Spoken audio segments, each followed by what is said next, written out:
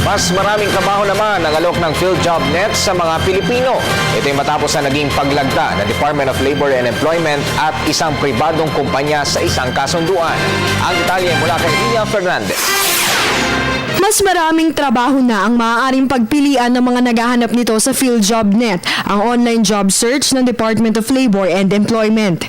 Ito'y matapos pumirma ng isang Memorandum of Understanding sina Secretary Rosalinda Baldos at Yasunari Okada, ang presidente at CEO ng Halo Halo Incorporated, isang kumpanyang Hapon na nagbibigay ng libreng impormasyon ukol sa mga kumpanyang may bakanteng posisyon.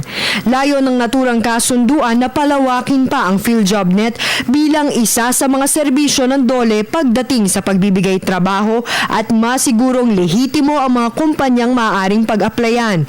By linking their system with PhilJobNet, then that means more job vacancies and employment opportunities that will be part of the labor market information that any job seekers can access when they open our PhilJobNet. Pangunahing populasyong target nito ang mga kabataan na 49.1% sa kabuang bilang ng mga empleyado sa bansa.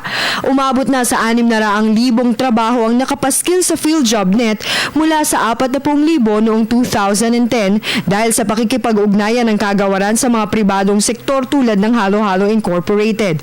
Binuo ni Okada ang naturang kumpanya para tulungan ang Pilipinas laban sa kahirapan. I don't want to see any straight choosing here. In Japan, zero. Then also in Philippines, this country people is very talented, very nice person, everybody, and also good-hearted. That's why I think this country sooner or later improved, and also how can I say, street children disappear. Unemployed. Yes. Anyway, I don't want to see the street children. I want to solve this situation. May 10,000 kumpanyang nakalista at naghahanap ng empleyado sa kanilang website na ma-access natin sa pamamagitan ng philjobnet.ph. Siguraduhin lamang na mag-sign up dito para magkaroon ng account. Bukod sa online service, accessible din ang mga impormasyon ng PhilJobNet sa Android application at job search kiosk na nakalagay sa mga estratehikong lugar tulad ng malls. Para sa Telebisyon ng Bayan, Ria Fernandez.